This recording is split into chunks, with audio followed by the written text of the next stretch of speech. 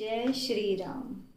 मंगल भवन अमंगल हारी, द्रवहु सुदशरथ अजर बिहारी। जय सिया राम जय जय सिया राम। दीन दयाल बिरधु संभारी, हरऊ नाथ मम संकट भारी। जय सिया राम जय जय सिया राम। जय सिया राम जय जय हनुमान।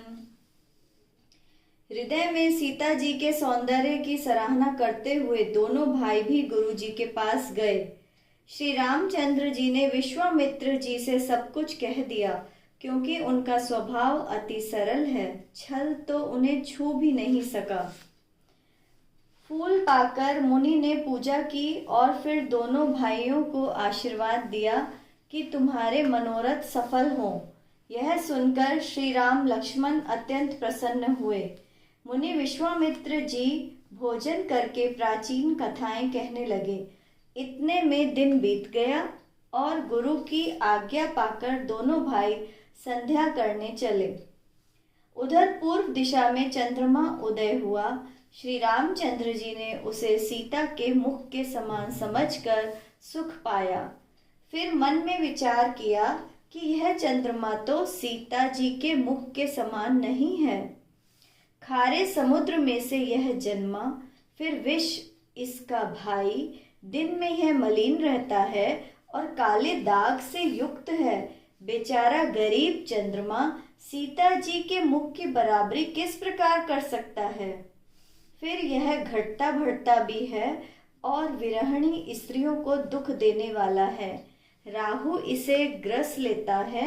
चकवे को चकवी के वियोग का शोक देने वाला, और यह कमल का वैरी अर्थात उसे मुरझा देने वाला है। हे चंद्रमा, तुझमें तो अनेक अवगुण हैं, अतः जानकी जी के मुख से तेरी उपमा देने में मुझे बड़ा अनुचित कर्म करने का दोष लगेगा। इस प्रकार चंद्रमा के बहाने सीता जी के मुख की छवि का वर्णन करके बड़ी रात हो गई जानकर वे गुरु जी के पास चले।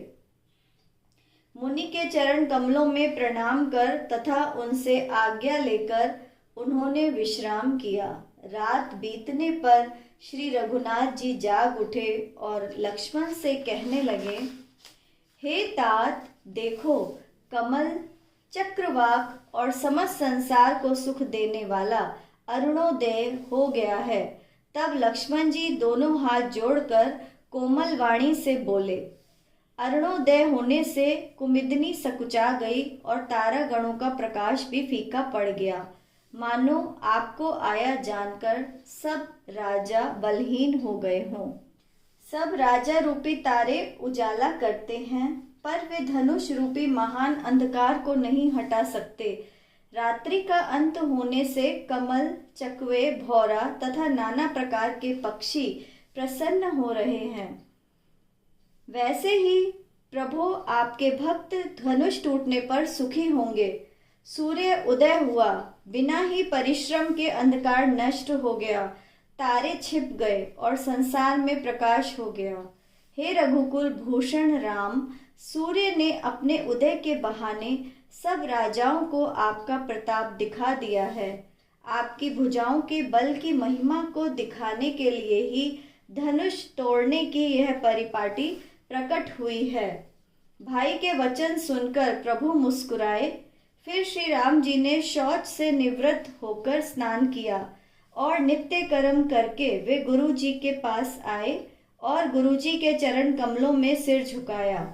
तब महाराजा जनक ने शतानंद जी को बुलाया और उन्हें शीघ्र ही मुनि विश्वामित्र के पास भेजा।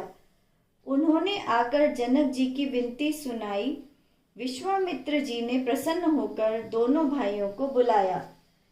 शतानंद जी की चरण वंदना करके श्री रामचंद्र जी गुरु विश्वामित्र जी के पास जा बैठे।